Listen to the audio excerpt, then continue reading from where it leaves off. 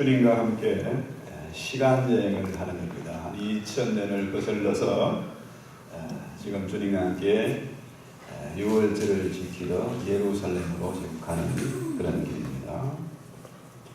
이번 여행에서 우리가 얻을 것이 있어야 됩니다. 남는 것이 있어야 돼요. 그냥 돌아가면 안 되는 것입니다. 근데 놀랍게도 예루살렘을 가시는 길에 아주 이상한 장면을 보게 돼요. 우리 주님은 늘 뭡니까? 사랑이 많으시고 병자들을 고쳐주시고 배고픈 자들을 먹이시며 슬픔에 빠진 자들을 위로해 주시는 그런 분이신데, 희한하게 여기서는 무화과 나무에게 말씀을 하세요. 나무에게 말씀을 하시고 그 나무를 저주해서 말라버리게, 다시는 열매를 얻지 못하리라, 이렇게 저주를 하세요. 자, 지금 이 장면을 보면은 그 당시에 예루살렘 성전에 유월절을 지키러 수많은 사람들이, 전체 유대인들이 다 모여드는 거죠. 새로운 왕이 오셨다고 호산나를 외치면서 하루하고 박수를 치고 난리가 났는데, 정작 뭡니까? 예수님은 배가 고프세요. 너무 시장하십니다. 여러분, 한 며칠 굶어보면은 정신이 하나도 없습니다. 힘이 없어. 눈에 뵈는 게 없어요. 그래서 주님이 무화과 나무에 찾아가서 발견하고 이제 과실을 얻으려고 하는 겁니다.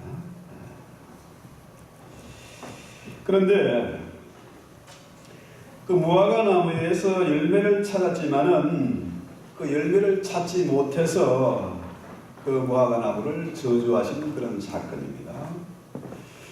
여러분, 그 무화과 나무 아세요? 왜 무화과 나무입니까? 꽃이 없어서 무화과, 한글로는 이제 한문으로는 무화과, 꽃이 없어서.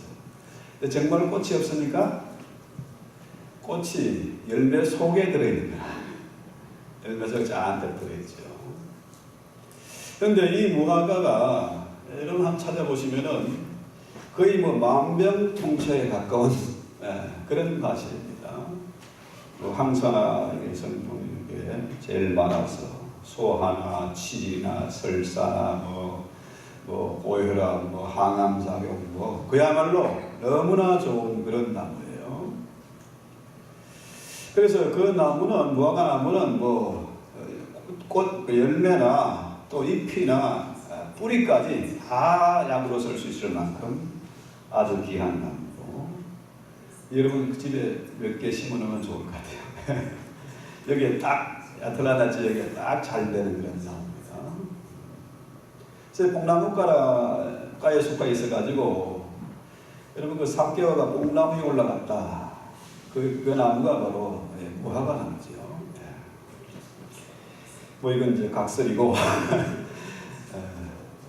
이 무화과 나무에서 열매를 찾았는데 열매를 찾지 못해서 저주했다. 왜 그랬을까요? 그 비밀이 마가복음 11장에 나옵니다. 자, 무화과 나무가 지금 열매를 얻을 때가 아니다는 거예요. 때가 아니다. 그렇죠? 마가복음 13장 28절에 보면은 무화과 나무의 비유를 배우라. 그 가지가 연하여지고 잎사귀를 내면 여름이 가까운 줄 아나니. 그러니까 지금은 무화과 나무의 열매를 얻을 때가 아니다. 그러면은 왜 주님이 그 나무를 저주하셨을까? 열매가 없기 때문에. 잎이 피고 가지가 이렇게 무성하고 이러면은 뭡니까? 열매를 맺을 촉군이 돼 있잖아요. 그렇죠? 그런데 그 나무는 열매가 없다. 그렇죠? 때가 한참 지났음에도 불구하고 열매가 없다. 다시 말해서 이 무화과 나무는 열매를 맺기에 실패한 쓸모없는 나무다. 그래서 마태복음에는 아예 찍어서 뽑아버리라, 태워버리라 하는 거죠.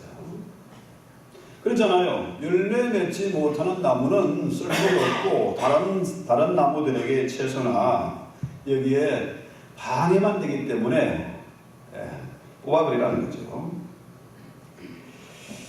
자, 그런데 놀랍게도 11장 20절 이하에 보면은, 자, 본문을 함께 해볼까요? 저희가 아침에 지나갈 때 무화과 나무가 뿌리로부터 마른 것을 보고 베드로가 뭡니까? 예루살렘 갈 때 주님이 하신 말씀이 생각났어요. 그 나무에게 직접 말씀하신 겁니다. 돌아오다 보니까, 가는 길에 베드로가 생각나서 보니까 이게 말라버렸습니다. 진짜로 주님 말씀하신 대로 그냥 죽어버린 거예요. 참 그 놀라운 얘기입니다. 그렇죠?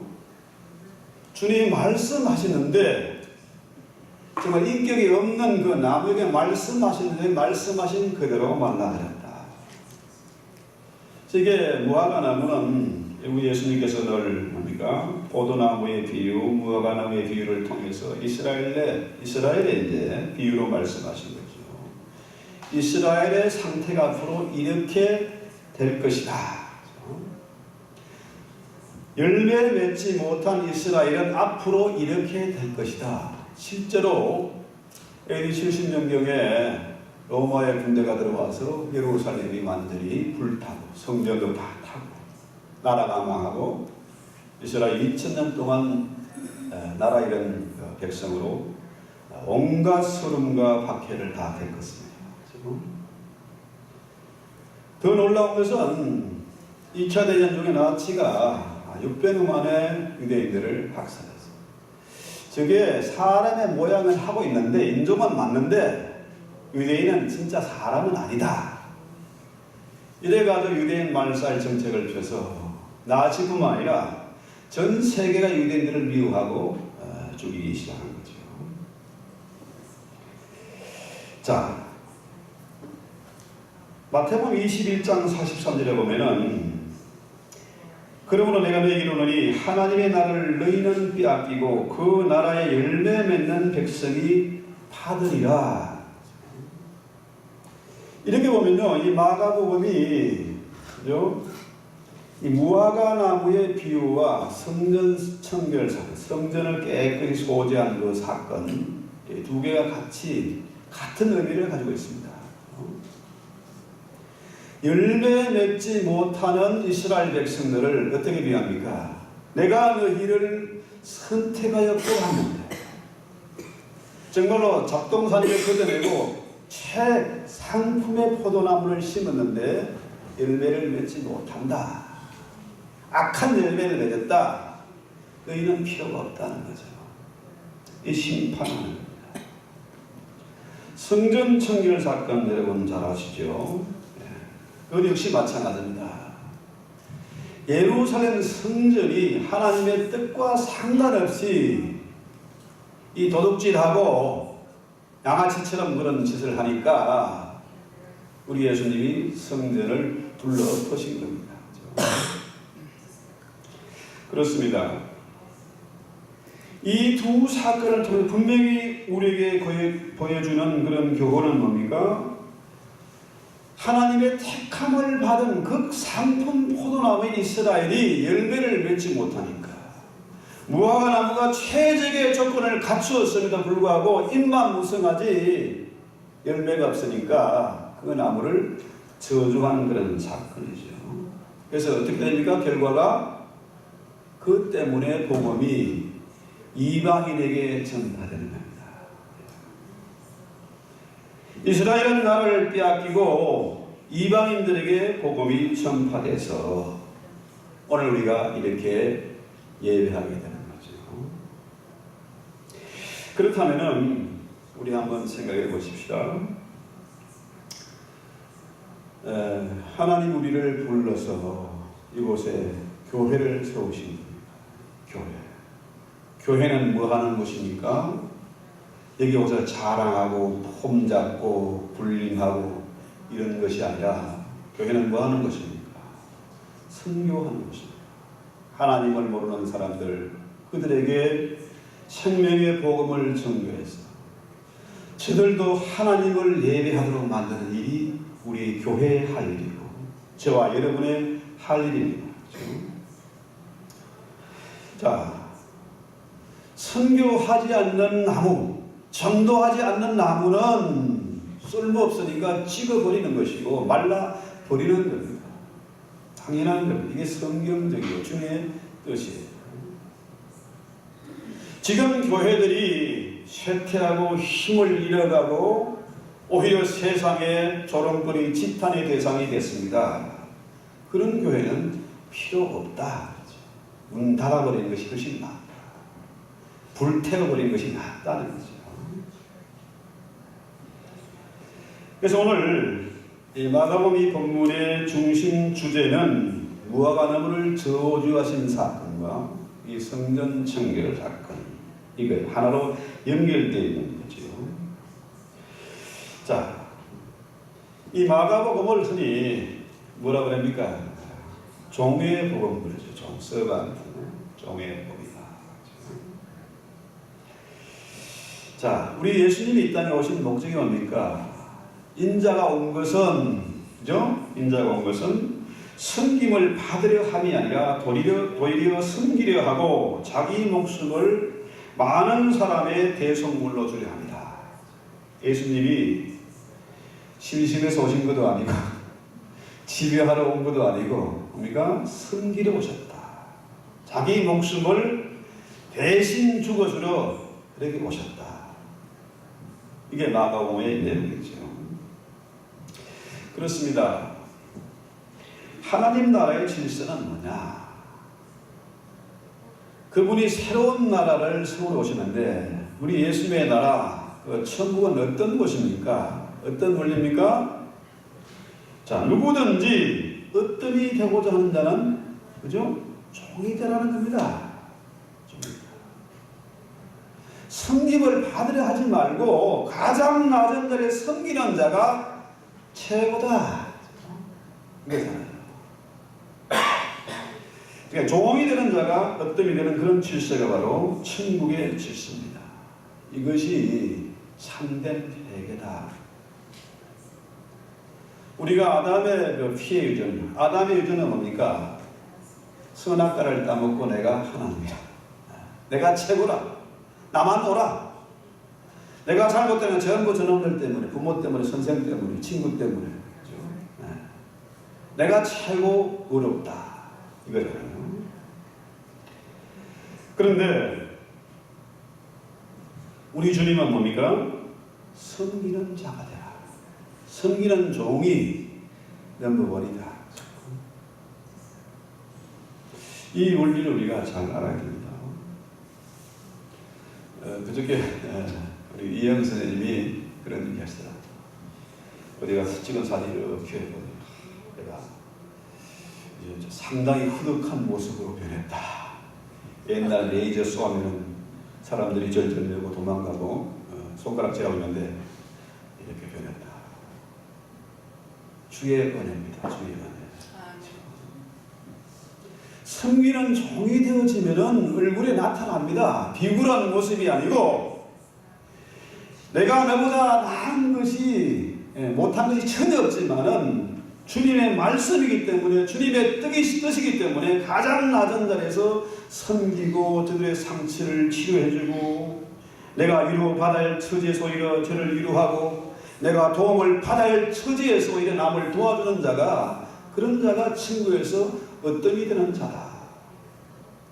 말로만 예수적이 말로만 하지 말고 실제로 삶으로 보여주는 것 이것이 진정한 회개다. 그런데 우리 예수님이 예루살렘 성전에 가봤습니다. 성전은 뭐 하는 곳입니까? 하나님을 예배하는 곳이고 그 성전은 만민이 기도하는 하나님의 집, 내 아버지의 집입니다. 그런데 거기에 가보니까 이 종의 모습이 안 보여.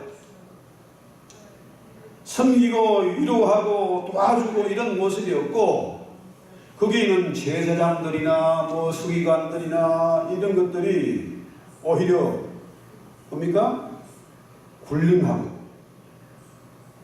또 성전세를 성경에 없는 성전세를 만들어 가지고 세금 거두고 그렇죠? 또 환전상 뭡니까? 성전세는 일반 화폐 가지고는 안 돼. 그걸 또 사야 돼.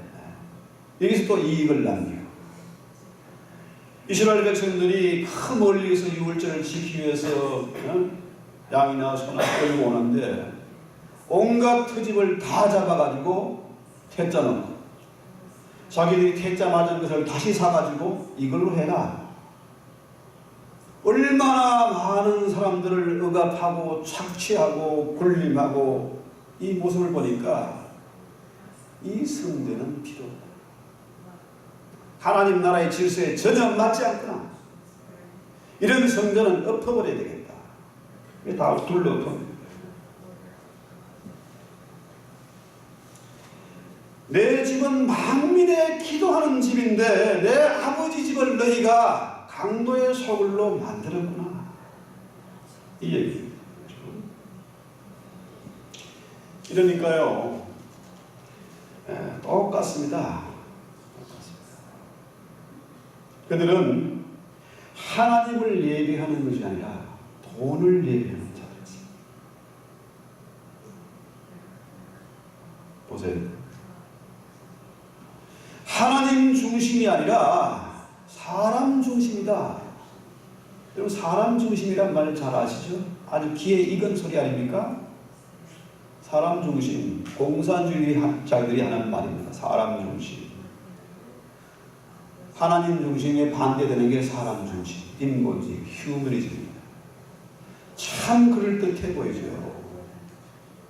얼마나 감동입니까? 사람 중심. 그런데 하나님이 없으면 이 세상의 질서는 무너집니다. 하나님이 계시지 않으면 이 세상은 바로 심판입니다. 예수님이 지금도 만왕의 왕으로서 이 세상 질서를 지고 계시는 겁니다. 그러니까 16절에 보면은 16절 한번 펴보세요. 아무나 기구를 가지고 성전 안으로 지나다니는 허락하지 아니하시고. 이 얘기는 뭐냐면 종교행위, 더 이상 예배하지 말아라. 성찬식이고 세례식이고 이따위 하지 말아라. 똑같습니다. 이 시대 교회들이 하나님 중심이 되지 못하고 사람 중심으로 인간의 편의를, 인간의 욕심을 위해서 어떻게 합니까? 1부에서 4부 예배까지 드립니다. 왜? 자기 왕국을 만들어요. 이전에 우리 한국에서 조상들은요, 우리 선배들은 어떻게 예배했습니까? 주일 올 때에 차 타고 온 게 아니잖아요. 그 먼 길을 걸어서 성미 자루 하나 만들어가지고 매 밥을 지을 때마다 뭡니까? 성미 한 숟가락이 떠가지고 그렇게 예배하러 왔습니다. 늘 예배하는 마음이 하나님 중심이었습니다. 하나님을 예배했습니다. 근데 오늘 어떻게 됩니까? 사람들이 변해가지고 돈이면 다 되는 줄 알고 돈으로 하나님을 예배할 수 있는 것으로 착각하는 겁니다. 착각하지 마십시오. 돈으로 하나님을 예배할 수 없습니다. 사람들이 요즘은 교회에 가는 것도 싫어가지고 온라인으로 예배를 드리고 그 교회는 또 온라인으로 헌금도 받고 그런 게 성경에 어디 있습니까? 다 인간의 그 인간 중심, 이 만몬, 돈을 예배하는 그 편리함에서 나온 겁니다. 인간의 욕심이 만들어낸 그 인본주의, 이것 때문에 이 세상이 이렇게 되고 교회가 세상의 지탄을 받는 겁니다. 그런데 이스라엘 백성들은 주님의 말씀을 듣고도 내가 이 성전을 헐어서 사흘 만에 다시 세우겠다. 이 말이 들렸겠습니까? 아이고, 지난번 좀 이렇게 된 사람 아닌가? 우리가 수천 년을 지켜온 이 전통, 이렇게 화려하고 웅장한 예루살렘 성전 이 제사 제도를 네가 없애버려? 택도 없는 소리다. 그렇게 생각했어요. 그러나 육신의 생각은 하나님과 원수되는 겁니다. 사람 중심은 하나님과 원수되는 거예요. 이 시대의 교회들이 하나님 중심이 아니고 하나님 질서가 아니고 돈이 지배를 하고 사람이 목사 한 사람이 교회를 좌지우지하고 장로들이 힘을 쓰고 싸우고 이거 안 된다는 얘기죠. 자, 그러니까 유대교가 열매를 맺지 못해서 우리끼리 사람끼리 이방인들은 좀 개돼지들이고 저것들은 심판받아야 되고 저것들은 우리가 종으로 부려야 되고 그렇지 않습니까? 그러니까 인본주의가 하나님과 원수가 되고 저들의 믿음이 헛것이고 저들의 예배가 헛것이기 때문에 어떻게 됩니까? 열매가 없어요. 자, 이 시대의 교회들이 젊은이들이 사라지고 점점 뭡니까? 노인들만 남았어요. 저쪽 교회도 그렇고 한국 교회도 그렇고 차 앞으로 걱정이 되죠. 이거 허물어야 됩니다. 예수님께서 예루살렘 성전을 허물어 버렸듯이 이 시대의 잘못된 교회, 잘못된 예배는 다 없애버려야 돼요. 믿음이 죽었다는 거죠.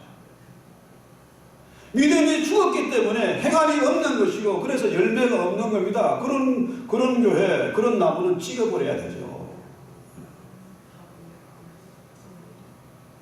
하나님이 무화과 나무를 심은 목적은 뭡니까?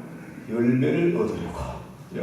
열매를 얻으려고. 금년에 무화과 나무 몇 개 심으세요? 많은 열매를 건강도 지키고 인심도 쓰고. 아주 이게 무화과 나무는요 자체로 농약을 치지 않아도 다람쥐만 뭐 어떻게 처리하면 될 것 같아. 이놈들이 좋은 거라고 지가 먼저 따먹거든. 열매를 얻으려고 나무를 심었는데 열매 맺지 않으니까 어떻게 하나님이 미워하는 거죠. 여러분 제가 전에 한번 말씀드린 적이 있는 것 같은데 여기 오니까 잔디 깎는 게 보통이야. 날씨는 덥지.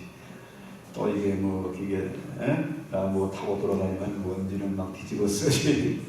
그런데요 그 민들레가 제일 이렇게 많아요. 이 꽃이 피잖아요. 그런데 저녁에 잔디를 쫙 깎고 나면 이제 꽃이 없지 않습니까?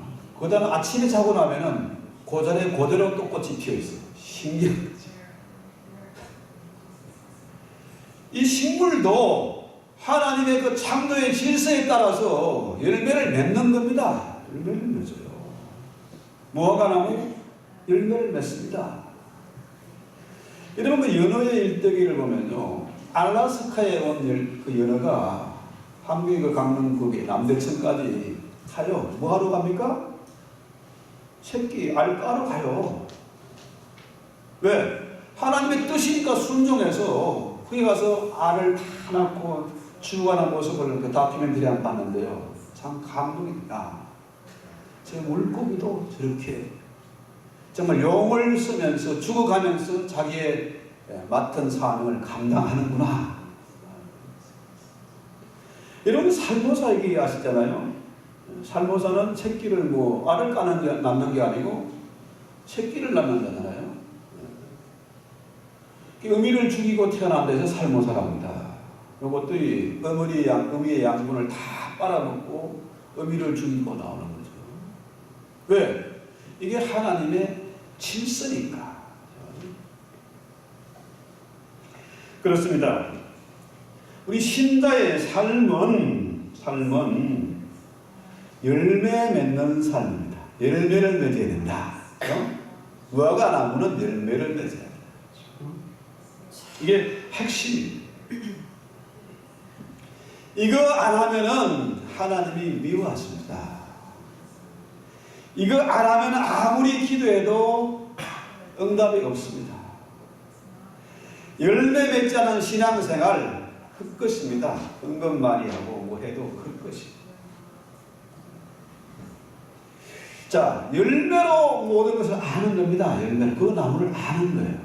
아, 이게 무화과나무구나, 이게 탱자나무구나, 다 아는 거 아닙니까? 거짓말을 못해 변명할 수가 없습니다. 그렇죠? 속일 수가 없는 거죠. 그래서 우리가 마지막 심판 때에 주님 앞에 가지 않겠습니까? 어떤 그 이정훈 교수라고 울산대 교수님이 예수님 만나는 그 기도 중이 아니죠. 예수를 핍박하고 교회를 핍박하는 법을 만들려다가 절간에 가서 그 법을 제청하려 하다가 하나님을 만나고 회심한 얘기를 간증하는 걸 제가 잠깐 봤어요. 이분이 정말로 TV를 보다가 성경 읽는 것도 기독교를 탄압하기 위해서, TV 설교를 듣는 것도 어떻게 하면 흠을 찾아가지고 교회를 무너뜨리려고 교회 다니면서 이 사람이 그랬는데, 막상 주님을 만나는 그 장면 앞에서 아무것도 할 수 없어. 아무런 변명도 못하고 숨을 수도 없고, 그 장면이 뭐냐면은 주님 그 자체가 판사요, 변호사요, 검사고 그 자체가 재판정이기 때문에 그 근세와 위험 앞에 압도당할 수밖에 없었다. 주님 앞에 우리가 거짓말을 못하고 속일 수가 없다는 거죠.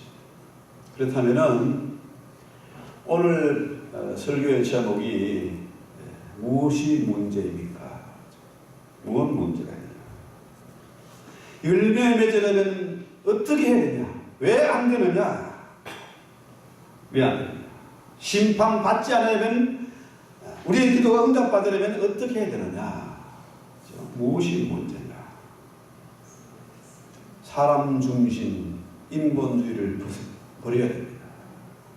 우리가 하나님 중심으로, 말씀 중심으로 돌아와야 됩니다. 그래야 열매를 맺습니다. 어떻게 하면 기도 응답을 받습니까? 뭐라고요? 우리 주님의 말씀은 너에게 겨자씨 만한 믿음만 있어도, 오늘 보면서 한번 띄워보세요. 후반부에. 자, 20 몇 절입니까? 이 산을 들어서 바다에 던지려 하면은 이 산이 바다에 던져질 것이다. 무엇인지 믿고 마음에 의심하지 아니하면은 그대로 될 것이다. 무엇인지 기도하고 구하는 것을 받은 줄로 믿으면은 그대로 될 것이다. 이것이 주님의 말씀. 기도하면 응답이 되는 재미가 있어야지. 참 신기하다. 우리 지수 피아노 컴피티션 나가가지고 2위로 2개 입상을 했는데, 이제 전국대회에 나가야 되는데 1등 안에 내가 안 나겠대요. 지가 이제 대표를 나가야죠. 자, 이런 간증 하려면 몇 달 며칠 해도 다 못하고요. 기도하면은 응답이 있습니다. 믿음으로 기도하면. 예수의 그 포도나무가 가지에, 우리 가지가 포도나무에 붙어 있으면은 절로 열매를 맺는 것입니다. 그래서 여러분, 목사의 설교 듣지 마시고 성경을 좀 많이 읽으십시오. 이 성경에 놀라운 해답이 엄청난 부하로 가득 차 있습니다. 주의 말씀 내 발의 등이요 내 길의 빛입니다. 그 말씀이 나를 근거하고 바른 길 가게 하고 실족하지 않도록 지켜주는 것입니다. 교회사를 통틀어서 놀라운 부흥이 참 있었는데 뭐 요즘처럼 하는 그런 부흥이 아닙니다. 진짜 고상한 부흥은 뭐였습니까? 언제나 말씀의 부흥이었습니다. 영국이나 독일이나 하와이나 이런 데서 놀라운 부흥들이 많았는데요. 다 말씀의 부흥이었습니다. 기도하는 사람.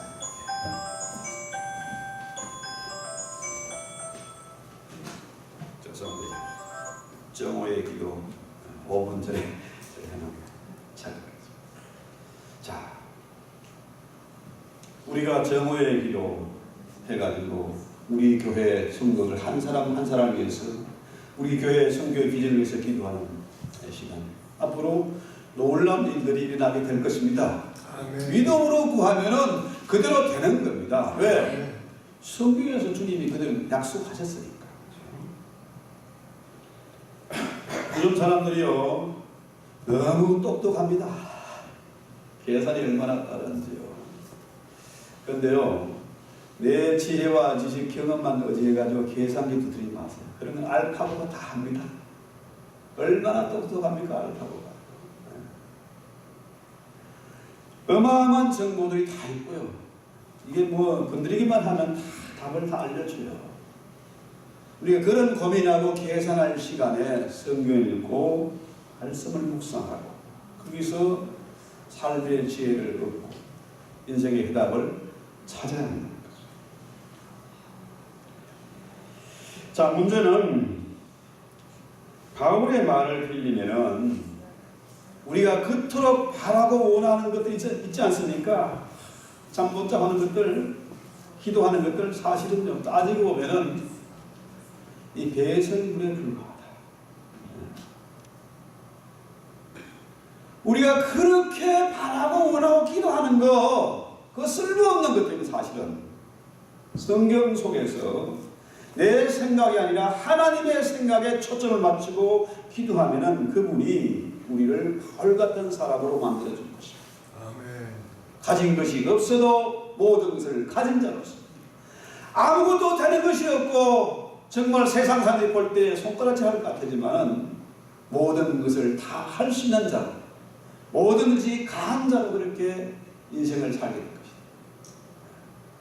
풍부하며 비천에 처할 줄 아는 일체의 비결을 가지고 세상에 노예되지 않고 돈에 노예되지 않고 정말 멋있는 인생을 살게 될 것이다. 아멘. 문제는요 우리 사람들이 왜 모릅니까? 그걸 왜 못합니까? 성경에 쓰이는데 왜 못합니까?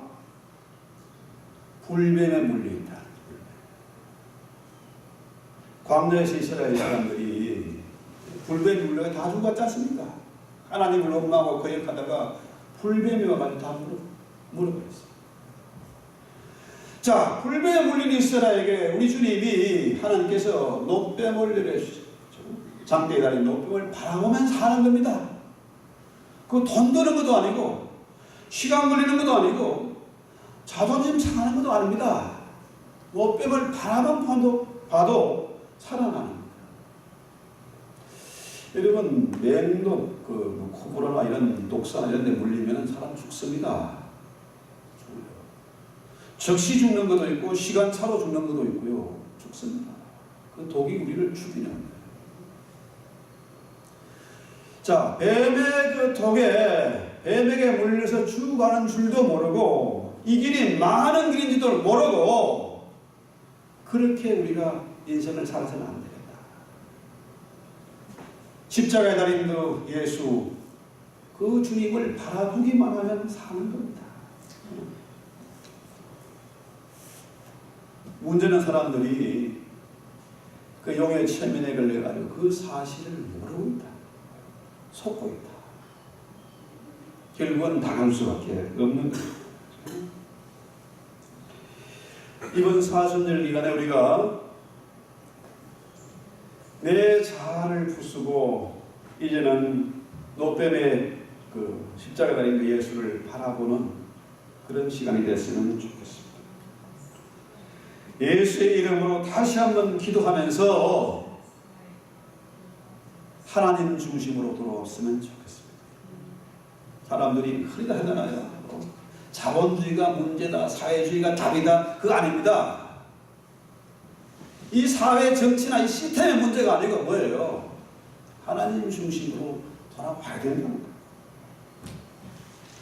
예수 안에 가면은 열매를 맺게 될 것이고, 우리 교회가 정말 많은 사람들을 치료하고 저들에게 바른 길을 제시하고 생명을 나눠주는 선교의 비전을 감당하는 그런 교회가 되게 해달라고 같이 한 마음으로 기도하면은, 자, 하나님의 말씀은 영원토록 동일하기 때문에 이 시대의 진정한 부흥이 무엇인지, 하나님이 바라시는 그 고상한 부흥이 무엇인지를 우리 모두가 목도하게 될 것이고, 세상 사람들이 깜짝 놀란 역사를 이루어가게 될 것입니다. 찬송하고 합시다.